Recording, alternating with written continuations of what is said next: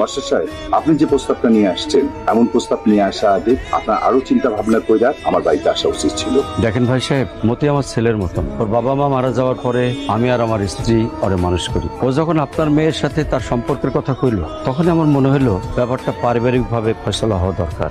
আর তাই তো মায়েরা কিন্তু আমার, তাছাড়া ওলা তো এতিম, চাল চুলা কিছুই নাই। আরে বাবা, আজকালকার দিনে হোমিওপ্যাথি ডাক্তারে কি কোনো ভাত আছে? আচ্ছা মানলাম, আমি বিয়া দিতাম যদি পোলাটার বাপের সয় সম্পত্তি কিছু থাকতো, সেটাও তো নাই। এখন যদি এই ধরনের পোলার কাছে আমার মাইয়াটা দিই, বিয়ার পর আমার মাইয়াটারে ঠিক মতো খাওয়াইতে পারবো? তাছাড়া ছেলেমেয়েরা আজকালকার নিজের পছন্দে বিয়া করব, এটাও আমার পছন্দ না। আপনারা এখন যাইতে পারেন, যান, এটা নিয়ে যান।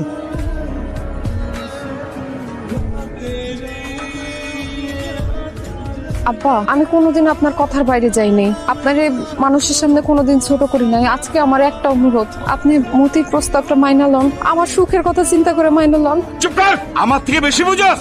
পোলা তোর মাথা খাইছে। বিয়া করণের পর ডাল কিনতে যখন নুন ফুরাইবো, তখন এইসব প্রেম ভালোবাসা আসমানে উঠা যাইবো। আমি যেটা বলছি সেটা শোন, সামনে মাসের রহিম ভাইয়ের পোলা কাতার থেকে দেশে আইবো।